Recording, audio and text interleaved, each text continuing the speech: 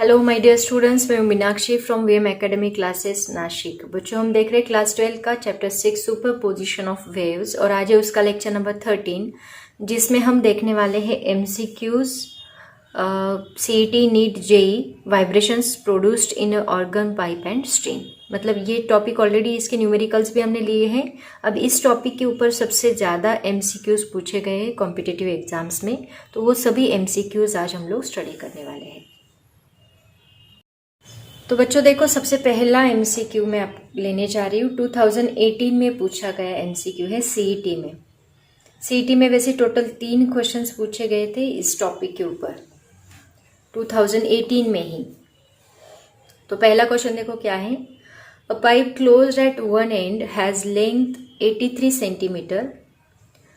The number of possible natural oscillations of air column whose frequencies lie below 1000 Hz are, and velocity of sound in air is given 332 metre per second. ये study करने से पहले इसके पहले का video ज़रूर देखो, वहाँ पे मैंने closed organ pipe, open organ pipe and string के सभी फॉर्मूलेज एक टेबल में एक्सप्लेन किए हैं। तो वो सभी फॉर्मूलेज आपके याद होने चाहिए। बहुत सिंपल फॉर्मूलेज है, मैंने ट्रिक भी बताया उनको याद कैसे करना है। तो अभी ये क्वेश्चन मैं सॉल्व करने जा रही हूँ। इसमें ऑप्शंस देखो क्या दिए हैं, 3, 4, 5, 6। तो सबसे पहले इन्होंने बोला क्या है वो समझ लो। उन्होंने बोला एक क्लोज्ड ऑर्गन पाइप लिया जिसकी लेंथ है 83 सेंटीमीटर और उस क्लोज्ड ऑर्गन पाइप में 1000 हर्ट्ज से बिलो कितने नंबर ऑफ ऑसिलेशंस प्रोड्यूस होंगे वो निकालने के लिए बोला है उन्होंने, और वेलोसिटी दी है। तो उसका यूज़ करके सबसे पहले हमें फंडामेंटल फ्रीक्वेंसी निकालनी होगी। फंडामेंटल फ्रीक्वेंसी का यूज़ करके हम लोग कितने वाइब्रेशंस प्रोड्यूस होंगे वो निकाल सकते हैं। तो बच्चों, मैंने आपको बताया है कि जो क्लोज्ड ऑर्गन पाइप होता है उसकी फंडामेंटल फ्रीक्वेंसी हमने n ली थी, राइट ना। सो उसके बाद इसको हम फंडामेंटल ओवरटोन भी बोलते हैं। उसके बाद हमने लिया था n1 जो कि होता है फंडामेंटल ओवरटोन, उसके बाद फर्स्ट ओवरटोन। इसके लिए जो फॉर्मूला मैंने आपको बताया था वो था V/4L। ये फॉर्मूला है फंडामेंटल फ्रीक्वेंसी का। देन फर्स्ट ओवरटोन का फॉर्मूला क्या होता है, 2 इंटू क्लोज्ड ऑर्गन पाइप में जो इवन हार्मोनिक्स होते हैं वो एब्सेंट होते हैं। उसमें क्या आता है, डायरेक्टली 3 आता है, 1 के बाद 3 आता है। सो 3 इंटू V/4L। उसके बाद सेकेंड ओवरटोन में डायरेक्टली क्या आएगा, 5 आएगा, V/4L। उसके बाद थर्ड ओवरटोन में आएगा 7 V/4L, राइट। सो इसका मतलब ये क्या आएगा, 3n, ये आएगा 5n, ये आएगा 7n एंड n4 क्या आएगा then 9n and so on. तो सबसे पहले हम लोग क्या करेंगे, n निकालेंगे। ये बार बार निकालने की जरूरत नहीं, सबसे पहले n निकालो। n निकालने के बाद आपको n1, n2, n3, n4 3, 5, 7, 9 से मल्टीप्लाई करके मिल जाएगा। एंड 1000 से पहले ऐसे कितने ओवरटोन्स बनते हैं वो हमें निकालना है, ठीक है। बिलो 1000 हर्ट्ज से उन्होंने पूछा है कितने ओवरटोन्स बनेंगे। तो सबसे पहले ये नोट डाउन कर लो, इसको मैं रफ करने जा रही हूँ। सबसे पहले हम n निकालेंगे, उसके बाद ये आगे के फॉर्मूलेज यूज करके डायरेक्टली मल्टीप्लाई करके हमें n1, n2, n3 मिल जाएगा। अभी सबसे पहले देखो आपके क्वेश्चन में क्या क्या दिया है। l क्या दिया है, उन्होंने बोला कि l कितना है, लेंथ कितनी है, 83 सेंटीमीटर। 83 का मतलब क्या होता है, 83 into 10⁻² metre. And velocity of sound, उसका स्पीड कितना दिया है, that is 332 metre per second. तो ये दोनों वैल्यूज हमें पता है, तो उसका यूज करके हम लोग n निकाल सकते हैं। बहुत ही सिंपल क्वेश्चन है। देखो n is equal to v कितना है, 332 डिवाइड बाय 4 इंटू l क्या है, 83 इंटू 10⁻²। हमेशा इसको मीटर में कन्वर्ट करो, उसके बाद ही वैल्यू पुट करो। 4 से 332 को डिवाइड करो, कितना आता है, 4 8 जा 32 एंड 4 3 जा 12, that is 83। So 83 divide by 83 get cancel और यहाँ पे बचेगा 1। ये 1 10⁻² ऊपर जाके क्या बनेगा, 1 इंटू 10⁻²। 10⁻² का ही मतलब होता है 100। इसका मतलब आपको फंडामेंटल फ्रीक्वेंसी कितनी मिली, 100। सो उसके बाद हमें n1 इज इक्वल टू क्या मिलेगा, n1 मिलेगा 3n, that is equal to 3 into 100 is equal to 300। ऐसे ही हमें n2 मिलेगा 5n, मतलब 5 इंटू 100, 5 इंटू 100 मतलब 500। n3 मिलेगा 1000 तक जाओ, 7n मतलब 700। n4 हमें मिलेगा 9n मतलब 900। अब आगे अगर आप n5 निकालोगे तो वो मिलेगा 11, तो वो 11 नहीं चाहिए, हमें क्या चाहिए, 1000 हर्ट्ज से लेस, इससे कम। तो इससे कम वाली ये सभी फ्रीक्वेंसीज आ रही, कितनी आ रही देखो, 1 2 3 4 एंड 5। तो कितने ओवरटोन्स बन रहे, 5 ओवरटोन्स। तो करेक्ट ऑप्शन क्या रहेगा आपका 5, जो कि आपका ऑप्शन सी दिया है 5। सो सी इज द करेक्ट ऑप्शन। समझ में आया, बहुत ही सिंपल क्वेश्चन था, बस थोड़ा सा आपको लॉजिक लगाना था। नेक्स्ट क्वेश्चन देखो 2018 का ही है। मैंने आपको ऑलरेडी बोला 2018 में टोटल 3 क्वेश्चंस पूछे गए, तो ये पहला हुआ। अभी ये सेकेंड क्वेश्चन देखो क्या है। n number of waves are produced on a string, अभी स्ट्रिंग के ऊपर क्वेश्चन है, produced on a string in 0.5 seconds, मतलब टाइम दिया है 0.5 seconds. Now the tension in the string is doubled, string का टेंशन डबल किया।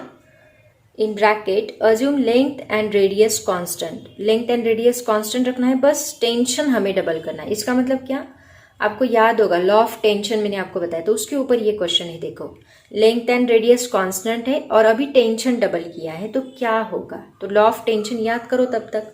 The number of waves produced in 0.5 second for the same harmonic will be, क्या निकालना है हमें, number of waves निकालना है produced in 0.5 second for the same harmonic will be. इसका मतलब बस उन्होंने क्या बोला है कि टेंशन डबल किया और नंबर ऑफ वेव्स क्या प्रोड्यूस्ड होगी, मतलब उसके बाद पहले n अगर हमने कंसिडर किया तो n डैश क्या आएगा वो हमें पूछा है। और ब्रैकेट ऑप्शंस क्या दिए देखो, n दिया है, √2n दिया है, c n/√2 दिया है, d n/√5 दिया है। ठीक है, बहुत ही सिंपल क्वेश्चन है। देखो लॉ ऑफ टेंशन क्या कहता है, सबसे पहले मैं आपको लॉ ऑफ टेंशन बताती हूँ। लॉ ऑफ टेंशन कहता है कि जो नंबर ऑफ वाइब्रेशंस होते हैं, नंबर ऑफ वेव्स होती है n, it is directly proportional to n, मतलब फ्रीक्वेंसी भी बोलते हैं हम इसको, it is directly proportional to tension, square root of tension. ये लॉ हमने स्टडी किया लॉ ऑफ टेंशन में। यहाँ पे इन्होंने क्या बोला कि एक स्ट्रिंग ली, उसकी लेंथ वही रखी, ये उसकी लेंथ है, लेंथ वही रखी, बस हमने इसका जो टेंशन है वो इंक्रीज किया। कितना इंक्रीज किया, जो पहले t था तो t से डबल किया, मतलब यहाँ पे हमने t डैश अगर लिया तो t डैश कितना किया, इंक्रीज किया हुआ t से डबल हो गया, राइट। ये उन्होंने रिलेशन दिया। तो उसके बाद जो n डैश प्रोड्यूस होगा वो कितना होगा, ये उन्होंने पूछा है। ठीक है, तो अभी यहाँ पे हमें पता है n is directly proportional to √t है, तो n dash is also directly proportional to √t dash आएगा। Am I clear, n is directly proportional to √t, that means n dash is directly proportional to √t dash. So n dash is directly proportional to t dash की जगह पे हम क्या लिखेंगे, 2t लिखेंगे। Okay, अब इसको और इक्वेशन, सपोज मैंने इसको नाम दिया इक्वेशन 1 और इसको नाम दिया equation 2। If divide equation 1 equation 2/1, क्योंकि n डैश निकालना है ना, 2 1/2 भी कर सकते हैं बट उसमें रीअरेंजमेंट ज़्यादा रहेगी, तो बेटर 2/1 करो, 2/1।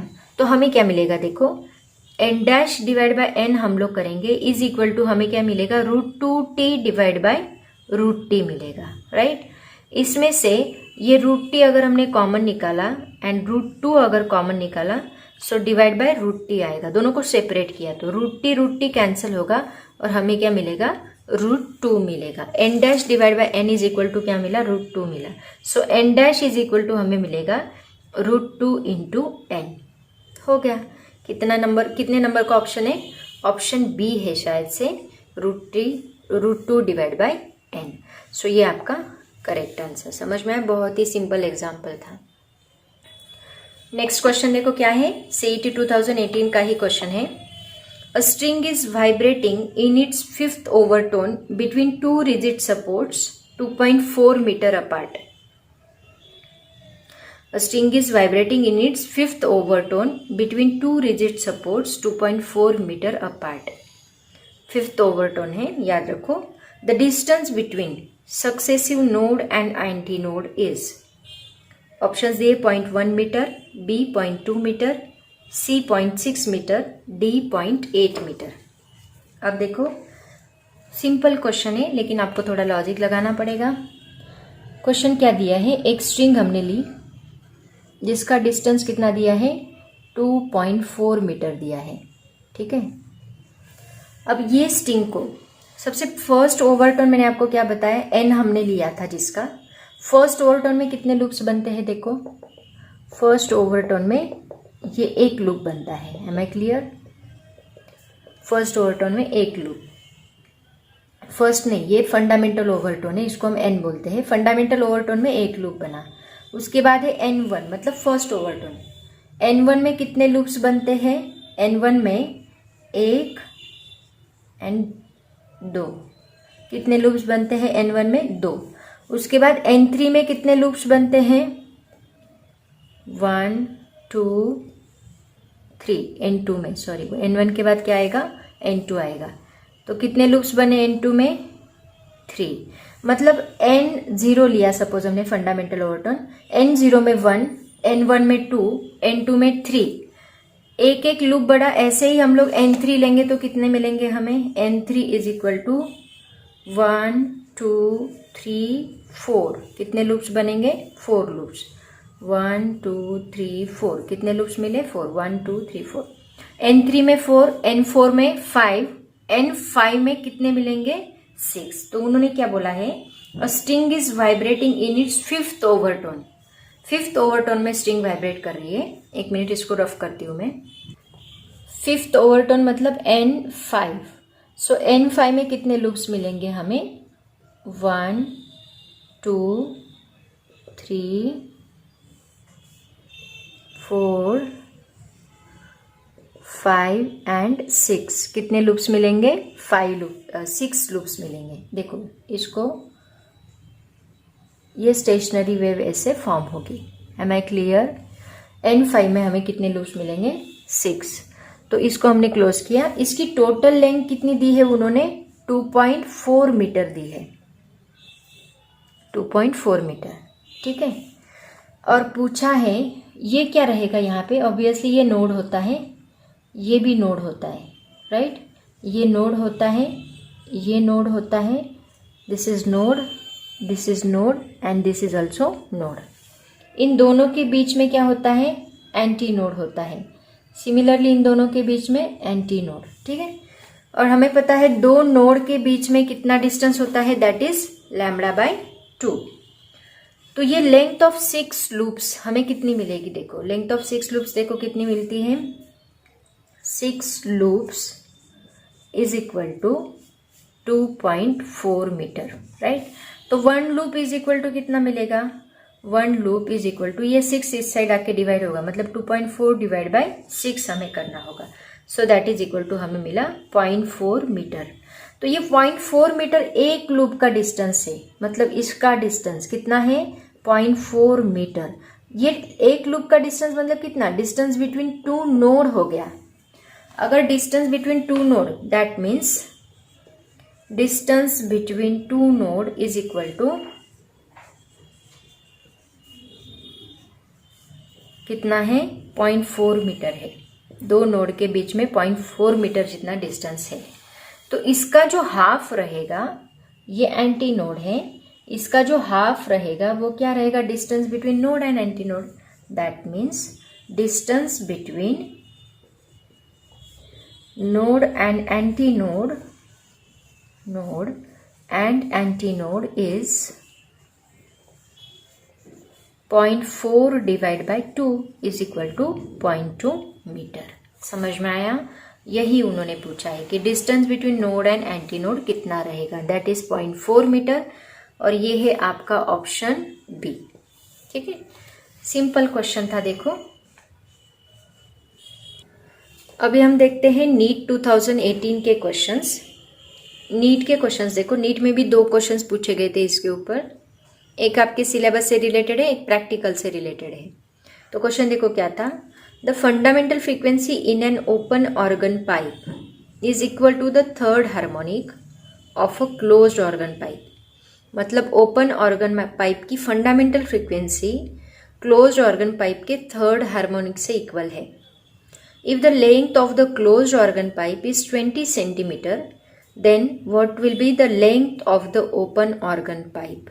और ऑप्शंस दिए हैं 13.2 सेंटीमीटर, बी 8 सेंटीमीटर, सी 12.5 सेंटीमीटर, डी 16 सेंटीमीटर। इसके लिए आपको फंडामेंटल ऑर्गन पाइप की फ्रीक्वेंसी पता होनी चाहिए, उसका फॉर्मूला पता होना चाहिए, एंड क्लोज्ड ऑर्गन पाइप के फ्रीक्वेंसी का फॉर्मूला पता होना चाहिए। सो देखते हैं, सॉल्व करते हैं स्टेप बाय स्टेप। क्वेश्चन वैसे बहुत सिंपल है। देखो, सबसे पहले हम लिखते हैं fundamental frequency of open organ pipe. Fundamental frequency of open organ pipe कितनी होती है? सोचो, n इज इक्वल टू क्या होता है? v divide by 2l, right.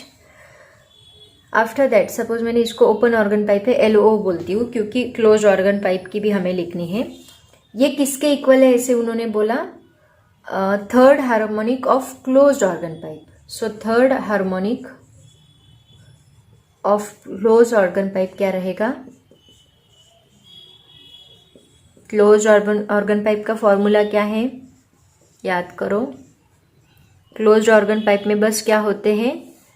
Odd harmonics present होते हैं। तो थर्ड मतलब 3 इंटू फंडामेंटल क्या होता है? v डिवाइड बाय 4l होता है, राइट ना। So 3 into V divide by 4l, ये क्या है? थर्ड हार्मोनिक, मतलब कौन सा आएगा? Second overtone. सेकेंड ओवरटोन कैसे लिखते हैं हम लोग? N2। इसके लिए इसके पहले का लेक्चर देखो, उसमें मैंने एक्सप्लेन किया है। N2 इज इक्वल टू क्या होता है? Third harmonic. Second overtone is equal to third harmonic होता है, ठीक है। अब गिवन क्या है कि ये दोनों क्या है? इक्वल है। सपोज मैंने इसको N1 कहा और इसको N2 कहा, तो इन्होंने बोला है कि N1 इज इक्वल टू क्या है? N2, that is given. सो दोनों फॉर्मूलेज इक्वल करो। फॉर्मूला क्या है? v डिवाइड बाई, इसको क्लोज ऑर्गन पाइप की लेंथ, और पूछा क्या है उन्होंने? किसकी लेंथ दी है उन्होंने? Length of the close organ pipe दी है, मतलब LC दिया है आपको। LC कितना दिया है? That is 20 centimetre. LC आपको 20 सेंटीमीटर दिया है, और बाकी ऑप्शंस भी सेंटीमीटर में है, तो सेंटीमीटर में ही रखो। तो ये क्या आएगा? v divide by 2l open organ pipe is equal to 3v divide by 4l close organ pipe. So इसमें v कैंसिल होगा, ओके। और हमें निकालना है LC, पता है LO हमें निकालना है, ओपन ऑर्गन पाइप की लेंथ हमें निकालनी है। तो अब क्या करो, इस LO को इधर शिफ्ट करो। क्या होगा देखो, अगर मैंने LO को इधर शिफ्ट किया और ये दोनों टर्म्स को इधर शिफ्ट किया, तो क्या होगा? ये 4LC इस साइड आके ऊपर मल्टीप्लाई होगा एंड 3 डिवाइड होगा। तो हमें क्या मिलेगा? LO is equal to 4LC, इस साइड आके डिवाइड होगा, मल्टीप्लाई होगा 4 इंटू LC डिवाइड बाय, ये 2 एज इट इज रहेगा, इसका LO मैंने इधर शिफ्ट किया, ये 3 इधर शिफ्ट किया, तो ये इसको जाके मल्टीप्लाई होगा। समझ में आया मैंने क्या किया? 4LC को इधर मल्टीप्लाई किया और 3 को डिवाइड, मतलब ये दोनों टर्म्स को इधर शिफ्ट किया, तो ये उल्टी टर्म्स होगी। रुको 1 मिनट, स्टेप बाय स्टेप ही करती हूँ, वापिस आपका कन्फ्यूजन नहीं होना चाहिए। ये LO को मैंने इधर शिफ्ट किया, यहाँ पे क्या बचेगा? 1/2 बचेगा, राइट ना। इनटू ये दोनों टर्म्स को मैंने इधर शिफ्ट किया, तो क्या बनेगा? 4LC divide by 3। अब समझ में आया? ये 2 2 जा 4, that is equal to 2LC divide by 3। LC कितना दिया है? 20, so 2 into 20 divide by 3, okay. करो सॉल्व, क्या आएगा?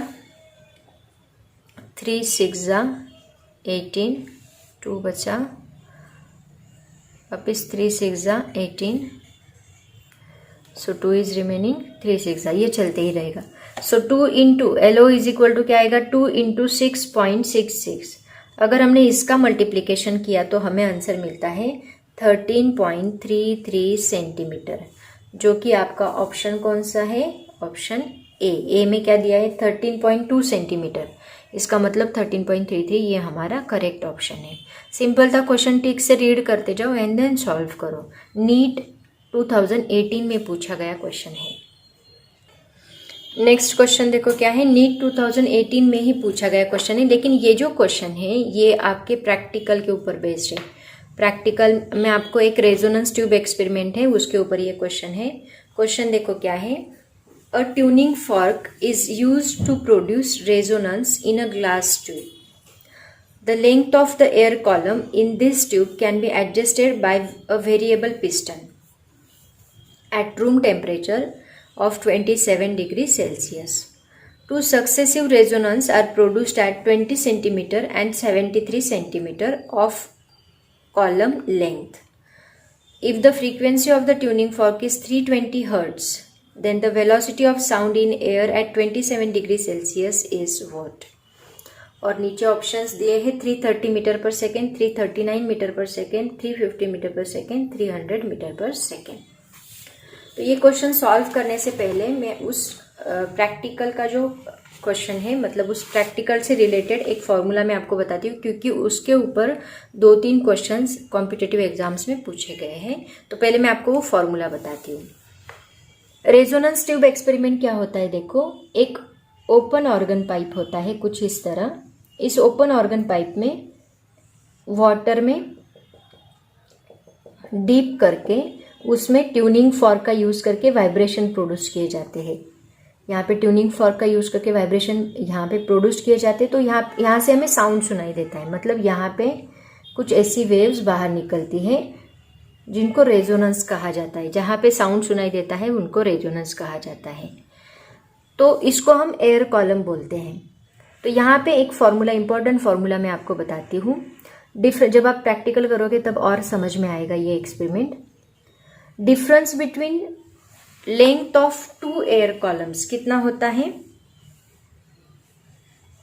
Difference between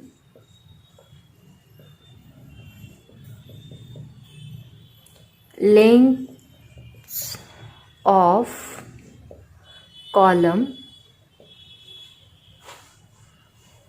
for 2 successive resonance, ऐसे लिखते हैं। ये फॉर्मूला आप लोग याद रखो। 2 सक्सेसिव रेजोनेंस इज, उसको हम ऐसे लिखते हैं, difference between lengths of air column, मतलब Ln+1 माइनस Ln, जैसे कि L2 minus L1, L3 minus L2, L4 minus L3, ऐसे इज इक्वल टू कितना होता है, λ/2। λ/2 मतलब कितना, that is equal to V/2n, right ना। कैसे लिखा समझ में आया? लैम्बडा की वैल्यू हम कैसे लिखते हैं, लैम्बडा इज इक्वल टू क्या होता है, V/n होता है। सो यहाँ पे लैम्बडा की जगह पे हमने V/n पुट किया, λ/2 एज इट इज रहा, तो ये λ/2n आएगा। तो ये फॉर्मूला आप लोग याद ही रखो, क्योंकि आगे बहुत जगह पे हमें जहाँ जहाँ रेजोनेंस ट्यूब एक्सपेरिमेंट आएगा वहाँ पे ये फॉर्मूला आपको अप्लाई करना है। Ln+1 minus Ln is equal to λ/2 is equal to V/2n। अब यहाँ पे देखो, उन्होंने 2 सक्सेसिव लेंथ्स दी है। क्वेश्चन ठीक से पढ़ो। उन्होंने क्या दिया है, Ln+1 कितना दिया है, 73 सेंटीमीटर दिया है। क्वेश्चन पढ़ो ठीक से, 73 सेंटीमीटर। एंड Ln कितना दिया है, दैट इज 20 सेंटीमीटर। और हमें क्या निकालने के लिए बोला है, V, और N भी उन्होंने दे के रखा है। टेम्परेचर दिया है, बट टेम्परेचर की हमें ज़रूरत नहीं है। N उन्होंने दिया है 320 हर्ट्ज। सो ये 73 सेंटीमीटर कितना होगा, 0.73 मीटर होगा। 20 सेंटीमीटर 0.2 मीटर होगा।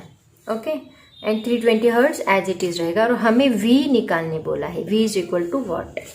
तो देखो कैसे निकालोगे, सबसे पहले V एज इट इज रखो और ये 2n को इधर शिफ्ट करो, तो 2n in bracket Ln+1 minus Ln होगा, ये इस साइड जाके मल्टीप्लाई होगा। अब वैल्यूज पुट करो और सॉल्व करो। 2 into 320 in bracket 0.73 minus 0.2 bracket complete. So ये कितना आएगा, 2 इंटू 320 इंटू, इन दोनों का सब्ट्रैक्शन हमें मिलेगा 0.53 और तीनों का मल्टीप्लिकेशन करो डायरेक्टली। मल्टीप्लिकेशन तो आपको आएगा और इसका आंसर हमें क्या मिलेगा, that is equal to 339.2 2 metre per second. ये हमें क्या मिली? वेलोसिटी, जो कि आपका ऑप्शन दिया है 339 मीटर पर सेकेंड। 0.2 नहीं दिया है उसमें, 339 मीटर पर सेकेंड, वो है ऑप्शन बी। ओके, समझ में आया?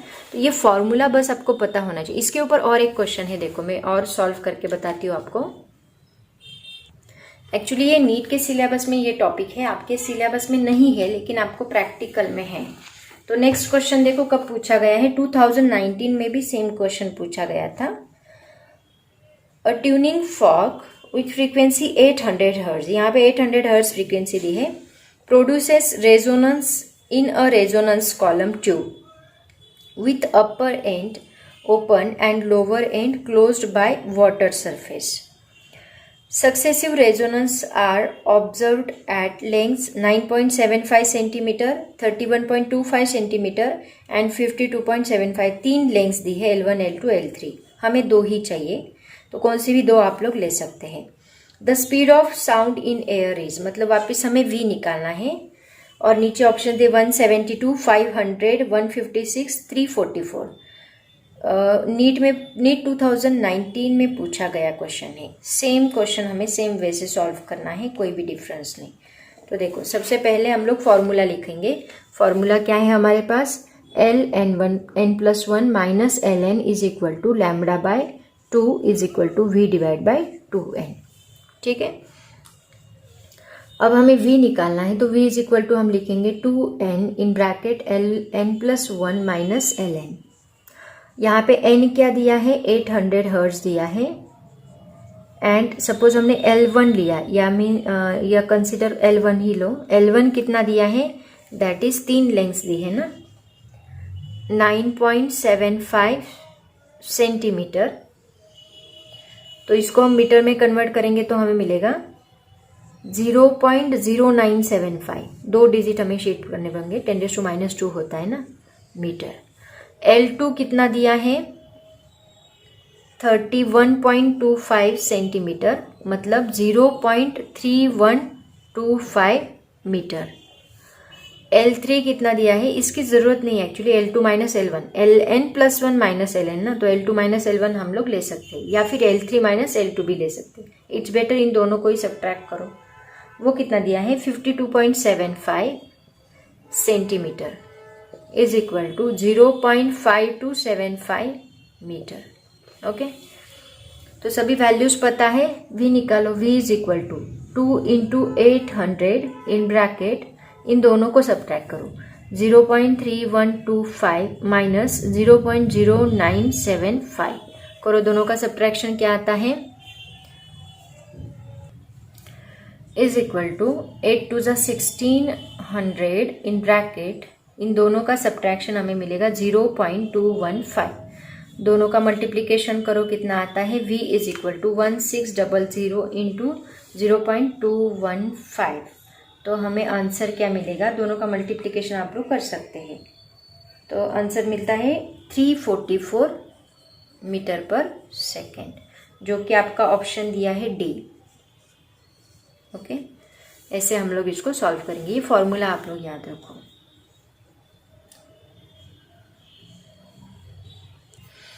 बच्चों अब स्टार्ट करते हैं जेई के क्वेश्चंस।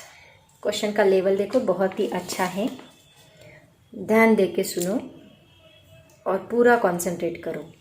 क्वेश्चन देखो क्या है। A wire of length 2L is made by joining two wires A and B। मतलब एक वायर है जिसकी लेंथ 2L है, जिसको दो वायर्स को ज्वाइन करके बनाया है A and B of same length. दोनों की लेंथ सेम है but different ready R and 2R। दोनों की लेंथ सेम है लेकिन एक की रेडियस R है तो दूसरी की लेंथ 2R है, डबल है radius, and made of the same material. यहाँ पे रेडियस आ गई, मतलब आपको n का रिलेशन पता होना चाहिए रेडियस के साथ क्या होता है। ऑलरेडी मैंने आपको बताया है किसमें? लॉ ऑफ वेलोसिटी में, लॉ ऑफ स्पीड में, राइट ना। v is equal to √2t/m, mass density का जो मैंने लॉ बताया था, वापिस एक्सप्लेन करूंगी, डोंट वरी, क्या लॉ है और रेडियस के साथ क्या रिलेशन है। Made of the same material, आगे देखो, and made of the same material it is vibrating at a frequency such that the joint of the two wires forms a node. मतलब इनमें जो फ्रीक्वेंसी प्रोड्यूस हो रही है, इन दोनों का जो जॉइंट है उसमें नोड फॉर्म हो रहा है। ओके, ये बात आपको याद रखनी है। If the number of anti nodes in wire A is P, wire A में number of anti nodes P form हो रहे एंड वायर बी में and that in B is Q, then the ratio P as to Q is what. Wire A में P anti nodes form हो रहे, wire B में Q anti nodes form हो रहे, तो पी एज टू क्यू का ratio निकालो। मतलब इन्होंने पूछा यही है कि नंबर ऑफ एंटी नोड्स का रेशो निकालो, मतलब पी एस टू क्यू का रेशो निकालो। मतलब एग्जैक्टली क्या निकालो, देखो मैं आपको बताती हूँ।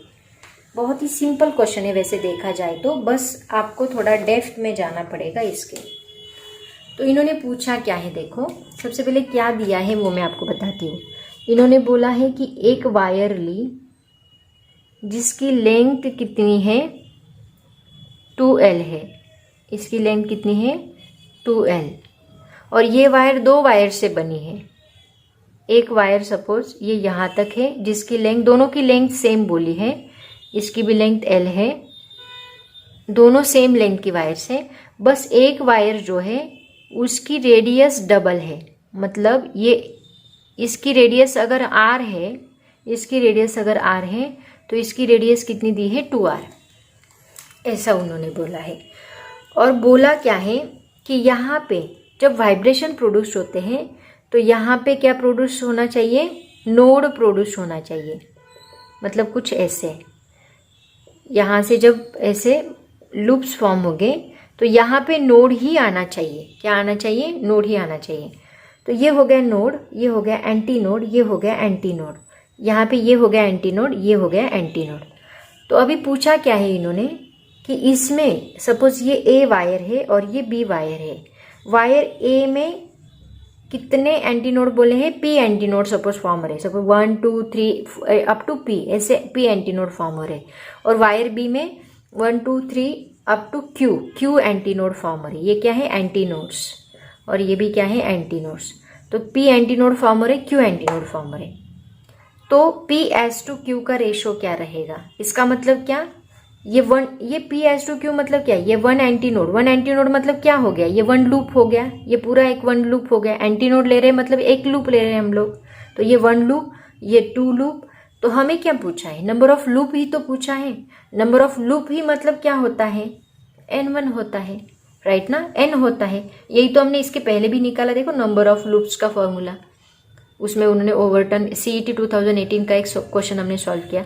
तो ये नंबर ऑफ लूप मतलब N1 N2 ऐसे उन्होंने पूछा है। तो यहाँ पे हमें क्या निकालना है, N निकालना है। सपोज इसको मैंने NA नाम दिया और इसको मैंने NB नाम दिया, तो हमें किसका रेशो निकालना है, P एस टू Q मतलब NA एस टू NB निकालना है।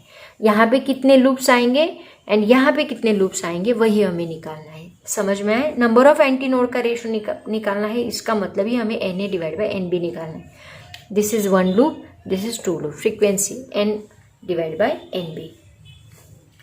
अभी कुछ भी हमें पता नहीं है, बस ये रिलेशन हमें पता है, इनका यूज करके आपको निकालना है NA डिवाइड बाई NB। तो मैं आपको बताती हूँ कैसे सॉल्व करना है। तो सबसे पहले देखो नंबर ऑफ लूप्स जो होते हैं उनका और लेंथ का क्या रिलेशन है।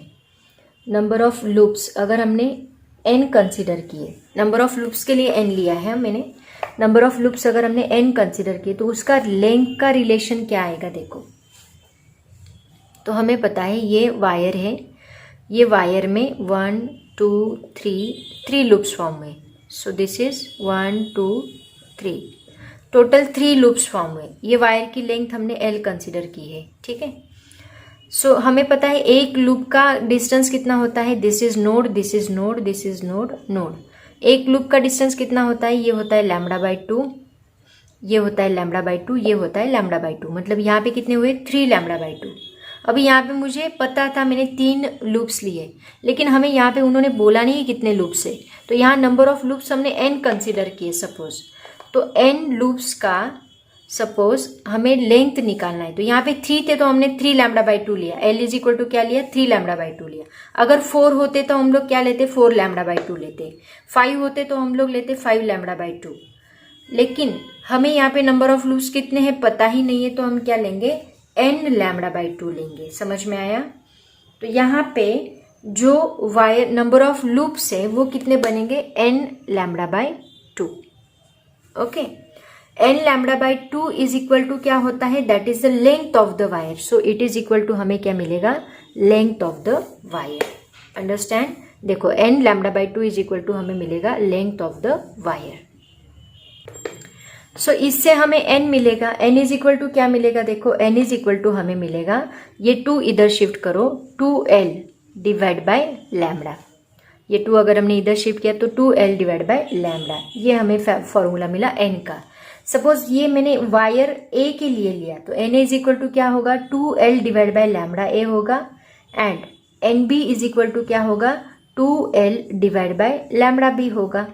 और हमें किसका रेशो निकालना है, na डिवाइड बाय nb, मतलब number of loops form in a ratio उन्होंने पूछा है p/q। तो इसको मैंने p बोला, इसको मैंने q बोला, इसका मतलब p डिवाइड बाय q निकालना है तो na डिवाइड बाय nb निकालना है। इसका मतलब ये दोनों रेशोज हमें निकालने हैं, इज इक्वल टू व्हाट।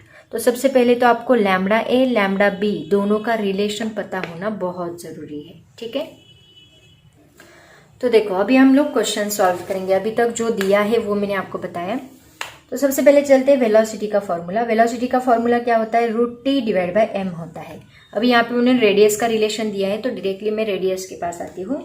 यहाँ m क्या होता है, m होता है मास डेंसिटी। मास डेंसिटी का एक फॉर्मूला मैंने आपको बताया था, याद होगा आपको, नहीं याद तो वीडियो देखो, उसमें मैंने बताया है। मास डेंसिटी का फॉर्मूला क्या है, दैट इज πr² रो, ठीक है, πr² रो। ये फॉर्मूला हमने यहाँ पे पुट किया था। मास का फॉर्मूला आएगा ना, density divide by, density is equal to mass per unit volume होता है। डेंसिटी इज इक्वल टू क्या होता है, mass per unit volume. So mass is equal to क्या आएगा, volume v। Mass is equal to क्या आएगा, डेंसिटी के लिए रो होता है इंटू v, v क्या होता है πr², πr² इंटू रो। तो m की जगह पे हमने ये फॉर्मूला पुट किया, ठीक है। सो यहाँ पे हमने स्ट्रिंग का ये फॉर्मूला पुट किया, तो इससे r² बाहर निकल सकता है। देखो r² स्क्वायर रूट के बाहर आए तो 1 डिवाइड बाय r आएगा, and √t divide by pi into rho आएगा। ये मैंने क्यों बताया, इसकी हमें जरूरत नहीं है। इससे हमें पता चलता है कि r यहाँ पे क्या है, डिवाइड है। इसका मतलब velocity is inversely proportional to radius है। Am I clear? Velocity is inversely proportional, क्योंकि मुझे लैम्डा a लैम्डा b का रिलेशन निकालना है। लैम्डा का फॉर्मूला क्या होता है, v इज इक्वल टू क्या होता है, n into lambda. v is equal to n into lambda होता है। So lambda is equal to क्या मिलेगा, v डिवाइड बाय n मिलेगा। सो मुझे ये लैम्डा के लिए v चाहिए, इसलिए मैं ये रिलेशन निकाल रही हूँ, ठीक है। तो v is equal to, v is inversely proportional to r। अगर ये a के लिए लिया, a वायर के लिए लिया तो 1 डिवाइड बाय आर ए आएगा, राइट। और ये अगर मैंने b वायर के लिया तो वो 1 divide by inversely proportional to 1 divide by R B आएगा। लेकिन उन्होंने क्या बोला है, ये डबल है, मतलब आर ए अगर r है, R A is equal to R है, तो R B is equal to 2r है, ऐसे उन्होंने बोला है। तो हम लोग ये लिख सकते हैं R A and R B की जगह पे। तो इन दोनों का अगर हमने रेशो लिया V A divide by V B, तो हमें क्या मिलेगा, देखो V A divide by V B is equal to 1 divide by R divide by 1 divide by 2r। यहाँ पे आर ए की जगह पे मैंने r लिखा, आर बी की जगह पे मैंने 2r लिखा। सो यहाँ पे हमें मिलेगा 2r divide by R R get cancel, 2r ऊपर मल्टीप्लाई होगा, r नीचे आए, आर गेट कैंसिल, यहाँ पे हमें मिलेगा 2। तो दोनों का क्या रिलेशन है वेलोसिटी का, V A is equal to क्या होता है, 2vb होता है। ये आपको याद रखना है। तो इस रिलेशन के ऊपर से हम लोग लैम्डा का रिलेशन निकाल सकते हैं। इसको मैं पहले रफ करती हूँ, ये आप लोग नोट डाउन कर लो। तो पहले हमने वेलोसिटी का रिलेशन निकाला, यहाँ पे हमें वेलोसिटी लगने वाली है इसलिए हमने वेलोसिटी का रिलेशन निकाला, ठीक है। अब हम लैम्डा का क्या रिलेशन आएगा तब वो रिलेशन निकालेंगे, उसके बाद हम लोग ये रेशो फाइंड आउट करेंगे। सो यहाँ पे हमें मिला V A is equal to क्या है, 2vb, ठीक है। अब हम चलते हैं लैम्डा के पास। Lambda A is equal to क्या आएगा, V A divide by N. N तो चेंज नहीं होगा, एन एज इट इज रहेगा यहाँ पे नंबर मतलब फ्रीक्वेंसी चेंज नहीं, वो एज इट इज रहने दो, VA divide by N। Okay, similarly lambda B is equal to हमें क्या मिलेगा, VB डिवाइड बाय N। अब इन दोनों का रेशियो लो, lambda A divide by lambda B is equal to VA divide by N divide by VB divide by N। तो इसको मल्टीप्लाई करो, VA divide by N into N divide by VB। So NN get cancel, VA divide by VB lambda A divide by lambda B is equal to हमें मिलेगा VA divide by VB। लेकिन VB is equal to, यहाँ VA is equal to क्या है, 2VB, तो यहाँ पे हम लिखेंगे 2VB divide by VB। So VB get cancel is equal to हमें मिलेगा 2। इसका मतलब क्या, lambda A is equal to क्या मिल रहा है, लैम्बडा 2 लैम्बडा B। ये लैम्बडा B इस साइड शिफ्ट किया तो क्या मिलेगा, 2 लैम्बडा B। ये हमें रिलेशन मिला वेवलेंथ का, वेलोसिटी का ये रिलेशन मिला। उसके ऊपर से हमने वेवलेंथ का रिलेशन क्या निकाला, lambda A is equal to 2 lambda B। अब आपका आंसर आ गया, देखो ठीक है। अब मैं इसको रफ करती हूँ और डायरेक्टली इन दोनों का रेशो लेती हूँ। तो देखो अभी इन दोनों का ratio low, NA divide by NB, यही किसका रेशो है, P डिवाइड बाय Q का, ठीक है, इज इक्वल टू, इसका रिलेशन क्या है, NA का रेशो क्या है, 2L divide by lambda A divide by 2L divide by lambda B is equal to number of loops A and number of loops B। So यहाँ पे हम लोग इसको लिखेंगे 2L divide by lambda A as it is रहेगा, into ये यहाँ पे रेसिप्रोकल बनेगा lambda B divide by 2L। तो यहाँ 2L get cancel, lambda B की जगह पे हम लोग 2 लैम्बडा, यहाँ पे देखो लैम्बडा A की जगह पे 2 लैम्बडा B पुट करो तो हमें क्या मिलेगा, NA divide by NB is equal to lambda B as it is रहेगा डिवाइड बाय लैम्बडा A की जगह पे 2 लैम्बडा B पुट करो। सो लैम्बडा B कैंसिल होगा और हमें मिलेगा 1 डिवाइड बाय 2। मतलब नंबर ऑफ लूप्स देखो, ये एक वायर है A वायर और ये इससे डबल B वायर, ठीक है, ये B वायर। तो यहाँ पे देखो, इसमें अगर एक लूप फॉर्म हो रहा है तो इसमें कितने फॉर्म हो रहे हैं, 2। इसका मतलब यहाँ एक एंटी नोड रहेगा और हमें कंडीशन क्या बोली, यहाँ पे नोड होना चाहिए। तो यहाँ पे मैंने ऐसे लूप बनाया, यहाँ पे नोड आएगा और इसमें कितने लूप्स फॉर्म हो गए, 2 लूप्स फॉर्म हो गए। तो ये कुछ इस प्रकार वाइब्रेशन हमें मिलेंगे ऐसे। तो देखो यहाँ कितने एंटी नोड मिल रहे हैं, 2 एंटी नोड मतलब 2 लूप्स, और यहाँ पे कितने मिल रहे हैं, 1। So 1 divide by 2, this is 1 and 2। तो ये 2 मतलब 1:2 रेशो हमें मिला, that is P/Q is equal to हमें क्या मिलेगा, 1:2। जो आपका ऑप्शन उन्होंने दिया है, कौन सा ऑप्शन दिया है, that is option number C। देखो सब हमें पता है, बस आपको दिमाग लगा के इसके डेप्थ तक जाना है एंड देन उसको सॉल्व करना है। समझ में आया, होप सो आपको समझ में आया होगा। इसे कहते हैं JEE की लेवल। उसके बाद देखो बच्चों, JEE 2020 में पूछा गया क्वेश्चन है। ये जो क्वेश्चन उन्होंने पूछा है ये 2 टॉपिक्स को कंबाइन करके पूछा है।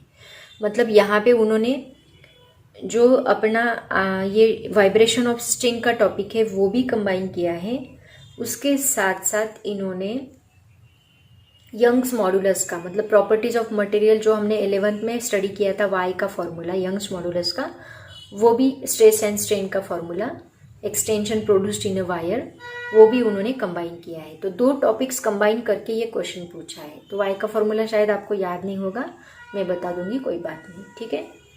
तो क्वेश्चन देखो क्या है, speed of a transverse wave on a straight wire, उसका मास दिया है उन्होंने ब्रैकेट में, mass 6 gram, length 60 centimetre and area of cross section 1 mm²। अभी यहाँ पे अलग अलग उन्होंने यूनिट में दिए हैं, तो सबसे पहला काम आपका यही रहेगा, सबको ऐसा यूनिट में कन्वर्ट करो।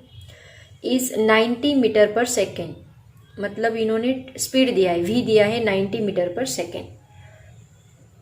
If the Young's modulus of wire is 16 × 10⁻11 newton per metre, y दिया है। The extension of wire over its natural length is, मतलब चेंज इन लेंथ यहाँ पे पूछी है, ΔL। अब सबसे पहले तो आपको y का फॉर्मूला पता है, y के फॉर्मूले में डेल्टा एल आता है, मतलब चेंज इन लेंथ आती है, तो वो एक्सटेंशन हमें यहाँ पे निकालना है। उसके लिए आपका यंग्स मॉडुलस बहुत क्लियर होना ज़रूरी है। तो देखो सबसे पहले मैं आपको यंग्स मॉडुलस का फॉर्मूला बताती हूँ, तो उससे आपको सभी चीज़ें यहाँ पे क्लियर होगी। तो उसके बाद हम लोग वेलोसिटी की फॉर्मूले की तरफ चलेंगे एंड देन उसको सॉल्व करेंगे, तो आपको बराबर डेल्टा एल मिलेगा। दो टॉपिक्स यहाँ पे कंबाइन किए हैं। तो देखो क्वेश्चन सबसे पहले ठीक से रीड करो, जो जो दिया है पहले हम लिख लेते हैं। गिवन मास दिया है उन्होंने, मास कितना दिया है, दैट इज 6 ग्राम। अभी सबसे पहला काम आपका यही रहेगा, इस मास को किलोग्राम में कन्वर्ट करो। तो 6 ग्राम का किलोग्राम में क्या आएगा, 6 × 10⁻³ किलोग्राम। उसके बाद उन्होंने दिया है लेंथ, एल कितना दिया है, एल इज इक्वल टू दिया है 60 सेंटीमीटर, मतलब 0.6 मीटर आएगा। ओके।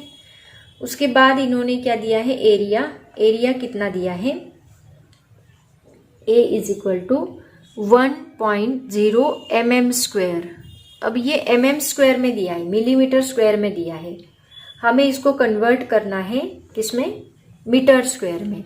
तो मिली की वैल्यू कितनी होती है, 10⁻³ एंड उसका स्क्वायर हमें करना होगा, तो हमें ये मीटर स्क्वायर में मिलेगा। सो एरिया हमें यहाँ पे क्या मिलेगा, 1 × 10⁻6 मीटर स्क्वायर। ठीक है।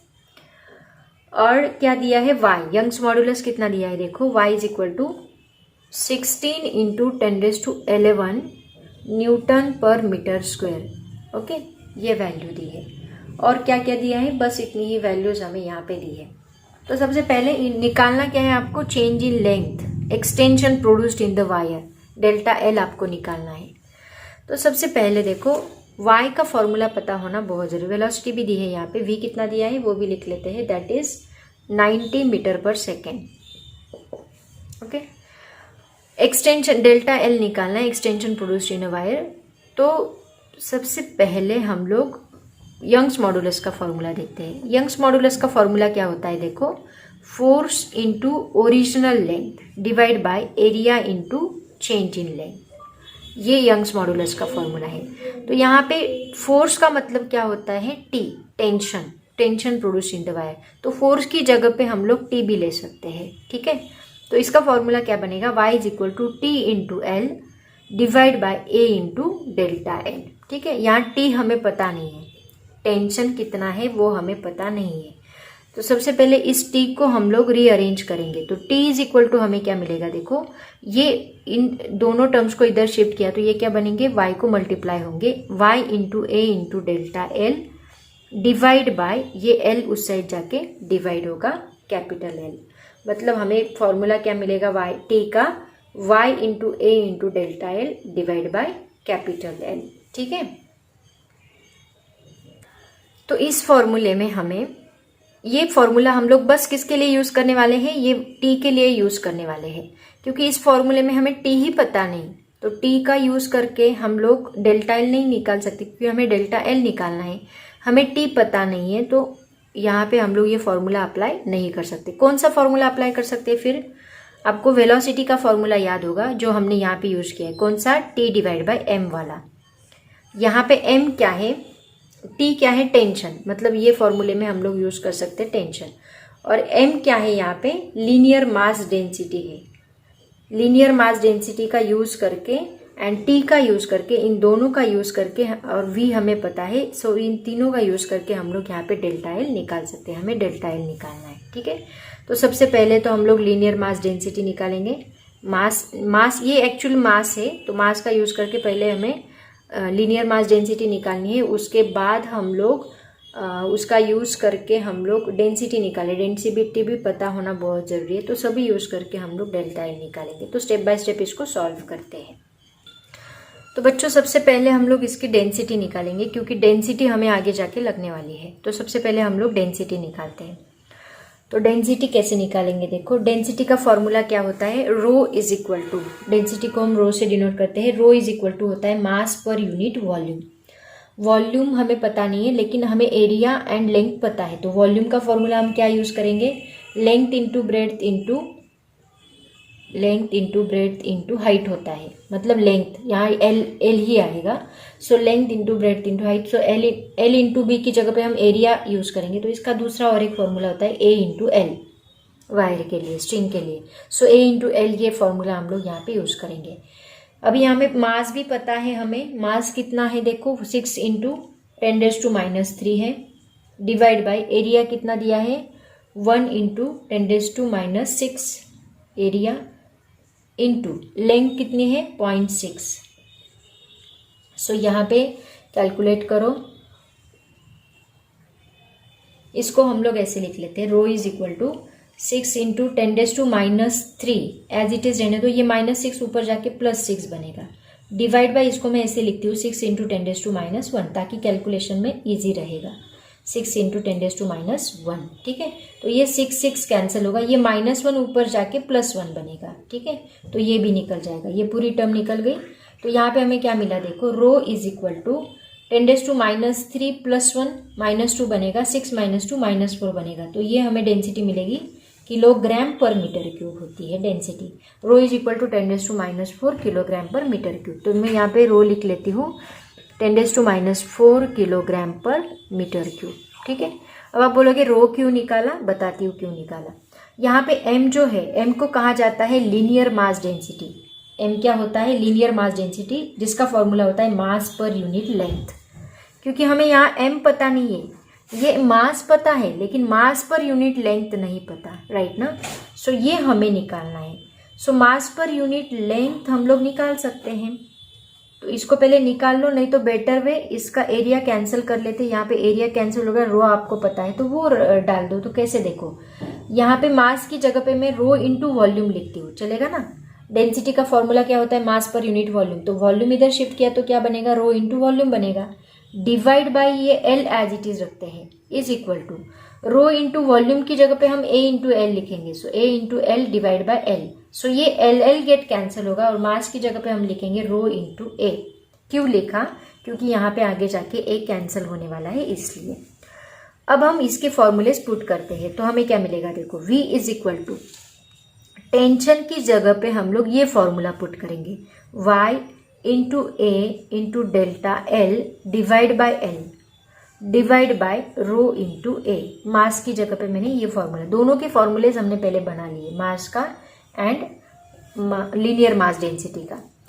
तो ये फॉर्मूला हमने पुट किया, यहाँ ए गेट कैंसिल होगा। अब यहाँ पे हम लोग डेल्टा एल हमें निकालना है, तो उसके लिए सबसे पहले हम इसका स्क्वेयरिंग कर लेंगे। तो स्क्वेयरिंग बोथ साइड किया तो हमें क्या मिलेगा, V² इज इक्वल टू इसका स्क्वायर रूट निकल जाएगा, y इंटू ए कैंसिल हुआ तो डेल्टा एल बचेगा, डिवाइड बाय ये एल नीचे मल्टीप्लाई होगा एल इंटू रो।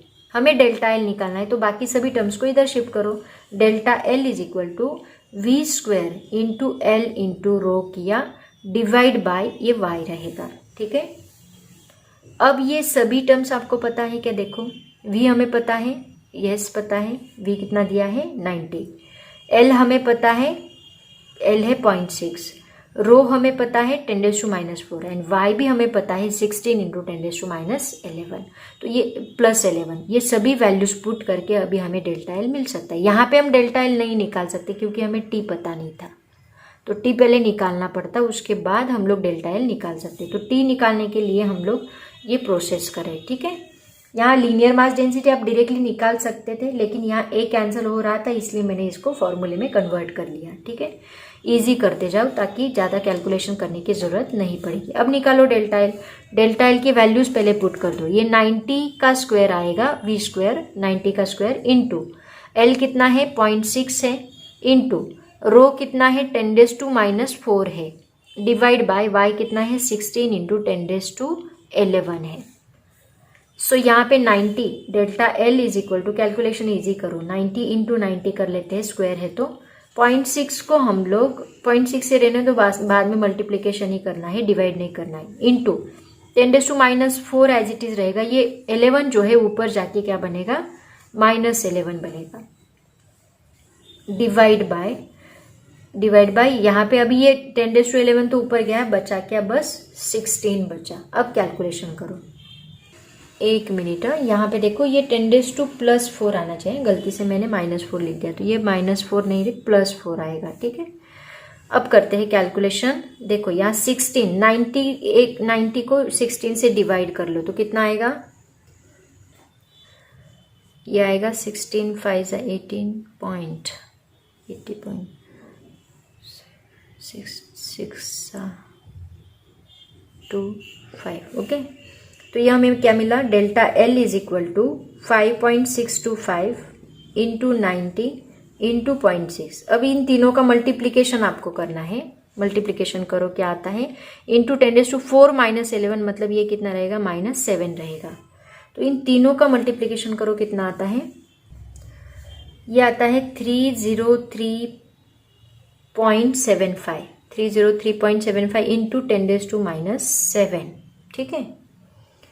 और आपके ऑप्शंस में आंसर क्या दिए हैं पहले चेक करते हैं। डेल्टा एल का ऑप्शन क्या दिए, देखो 0.03 mm, अच्छा ये mm में दिए हैं, इसको मैं रफ करती हूँ, ये सिंप्लीफाई करना होगा आपको, mm में आंसर चाहिए ना। वैसे यहाँ पे देख के समझ में आ जाता है, अगर ये 303.75 आ रहा है, इसका मतलब 3 में एक ही आंसर है, 0.03 mm है, 0.04 mm है, 0.02 mm है, 0.01 mm है, तो 3 में एक ही आंसर है, कौन सा, ए वाला।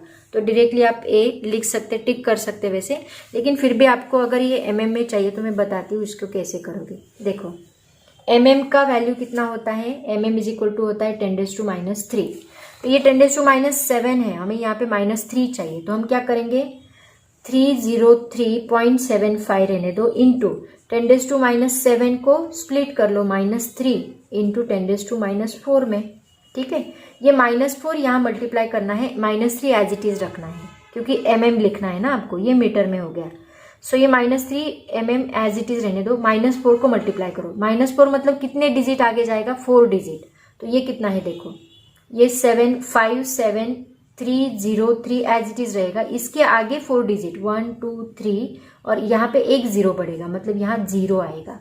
सो 0.030375, मतलब ये 0.03 ही उन्होंने दिया है, और आगे ये -3 का हम मिली लिखेंगे और ये मीटर एज इट इज रहेगा, तो हमें आंसर क्या मिलेगा, 0.03 mm। आप डायरेक्टली भी लिख सकते थे, लेकिन अगर इनकेस आपको सॉल्व करके लिखना है, mm में चाहिए, तो ऐसे आप लोग लिख सकते हैं, क्योंकि एक ही ऑप्शन में 0.03 दिया है, बाकी 0.04 है, 0.02 है, 0.01 है, तो तुरंत आपको समझ में आता है, तो option A is the correct option, ठीक है। ऑब्वियसली जेई का लेवल है तो उतना हार्ड रहेगा ही और उतना कॉम्प्लिकेटेड भी रहेगा, बस यहाँ पे कंसेप्ट कुछ अलग यूज नहीं किया है। देखा आपने, टी टेंशन, वाई का फॉर्मूला अगर आपको पता है तो टेंशन समझ में आएगा, अगर डेप्थ आपको पता है हर एक टॉपिक की तो आपको बराबर समझ में आता है। Now see the last question of the JEE 2018, last question बचा है कॉम्पिटिटिव कॉर्नर का, वो मैं लेती हूँ। जेई 2018 में पूछा गया क्वेश्चन है, क्वेश्चन देखो क्या है, A granite rod of 60 centimeter length is clamped at its middle point and is set into longitudinal vibrations. Rod है एक 60 सेंटीमीटर लेंथ का, उसके मिडल में क्लैम्प करके उसको सेट किया है वाइब्रेशंस में। The density of granite is, rho दिया है, डेंसिटी दी है 2.7 into 10⁻³ kilogram per metre cube, and its Young's modulus, यहाँ पे भी यंग्स मॉडुलस यूज करना है आपको, मतलब दोनों को कंबाइन करके क्वेश्चन पूछा है। 9.27 इंटू 10⁻10 पास्कल, वही Newton per metre square, pascal का meaning. What will be the fundamental frequency of the longitudinal vibrations, मतलब आपको एन निकालना है, तो फंडामेंटल फ्रीक्वेंसी पूछी है, सो एन इज इक्वल टू क्या होता है यहाँ पे, वो पहले हमें निकालना होगा। अब देखो सबसे पहले दिया क्या है वो तो लिख लो, उससे क्लियर होगा कि हमें क्या क्या यूज करना है। ग्रेनाइट रॉड की लेंथ दी है, कितनी दी है, 60 सेंटीमीटर। सो 60 सेंटीमीटर को कन्वर्ट करो, 60 इंटू 10⁻² लिखो, नहीं तो 0.6 मीटर लिखो, चलेगा, जो आपको इजी लगे। उसके बाद उन्होंने बोला है डेंसिटी, रो कितनी दी है, 2.7 into 10⁻3, let me check, 2.7 into 10⁻3 kilogram per metre cube है। Young's modulus is also given here, y is equal to how much is given 9.27 into 10⁻10 pascal, और we can say newton per metre square, वही होता है meaning. Pressure का pascal में measure करते हैं।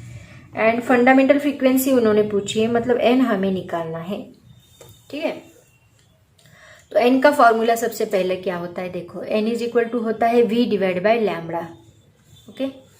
अब यहाँ v हमें पता नहीं है, तो v को हम लोग अभी लास्ट एग्जाम्पल में देखो हमने यंग्स मॉड्यूलस एंड रो के फॉर्म में लिखा था, याद होगा आपको।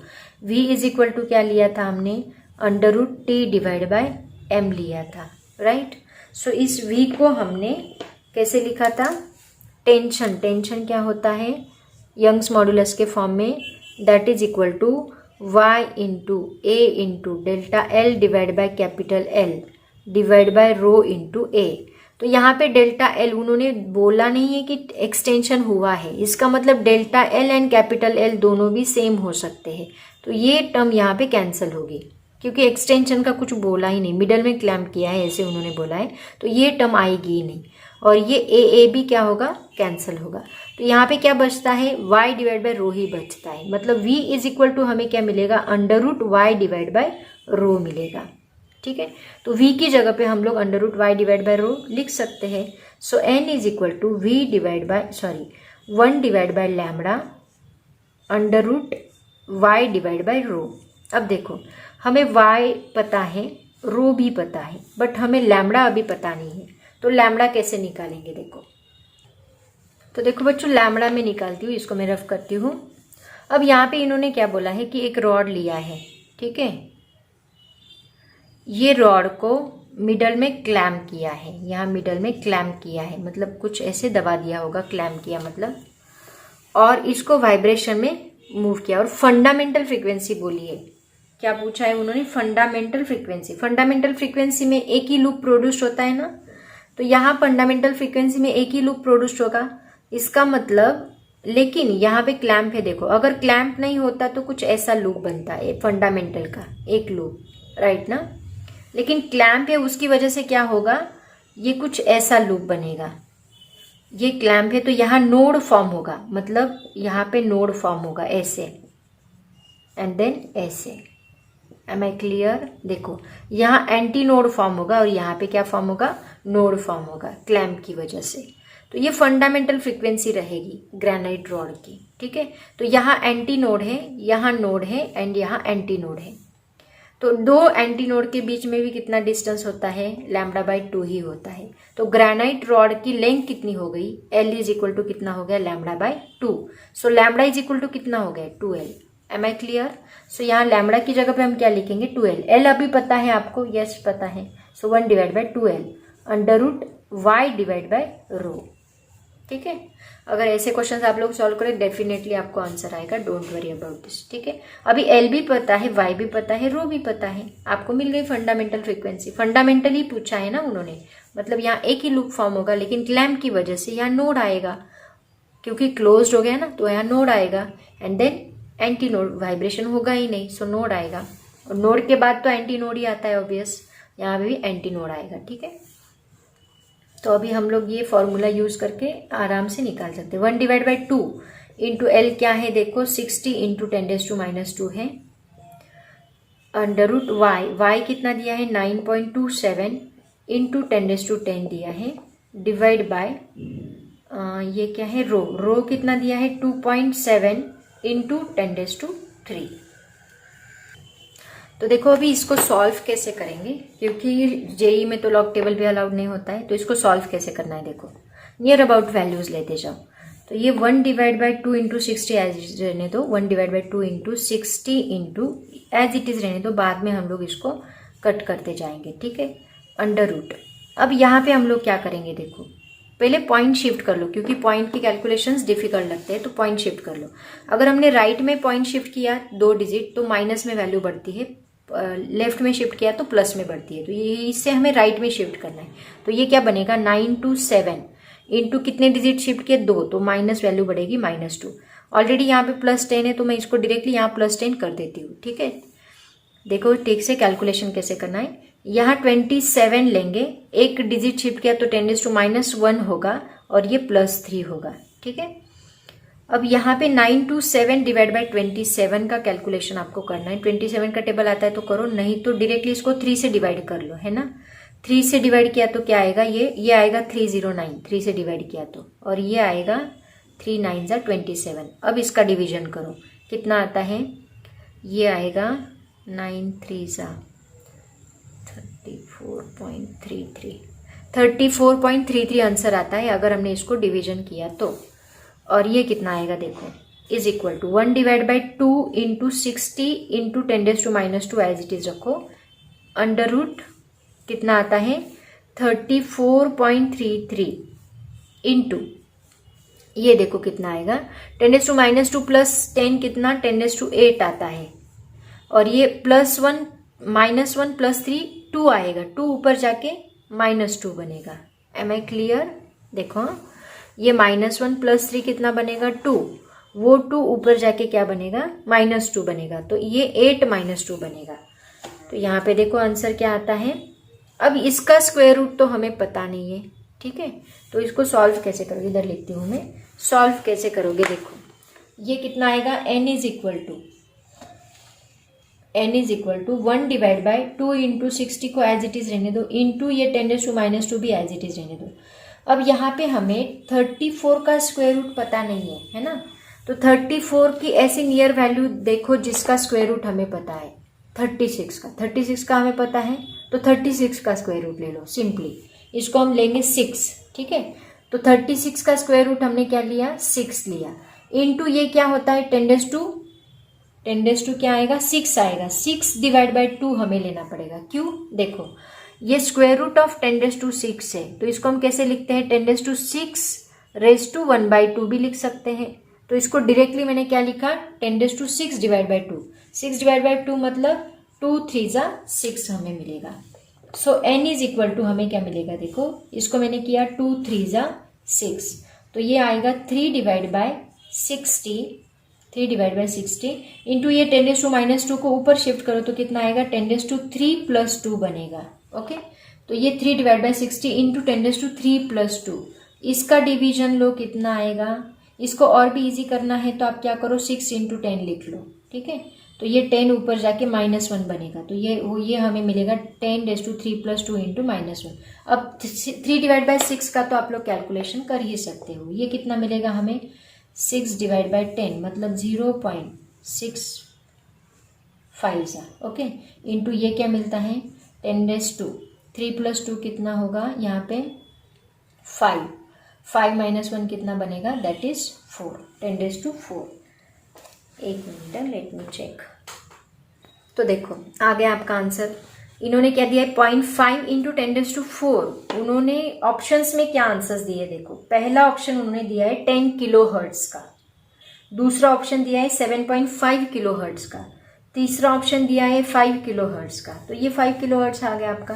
देखो कैसे, ये अगर मैंने एक डिजिट शिफ्ट किया तो एक 5 आता है, सो 5 इंटू 10⁻³ बनता है हर्ट्ज, राइट। ये कितना बनेगा, एक डिजिट शिफ्ट किया तो यहाँ का एक कम हो जाएगा, क्योंकि राइट में मैंने शिफ्ट किया तो -1 होगा, तो 4 -1 कितना बनेगा 3 बनेगा, तो एक डिजिट शिफ्ट किया तो ये 10⁻³ बनेगा।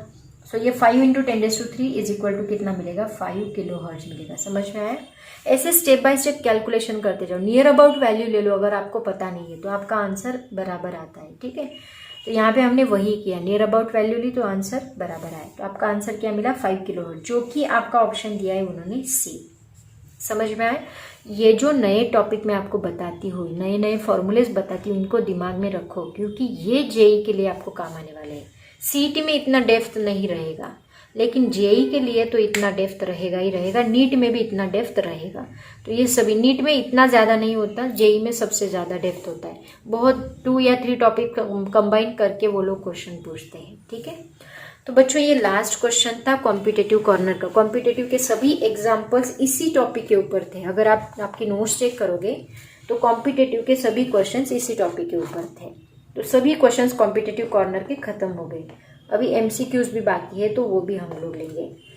तो वीडियो ऑलरेडी बहुत बड़ा बन चुका है, 1 घंटे का वीडियो बन चुका है कॉम्पिटिटिव कॉर्नर के लिए।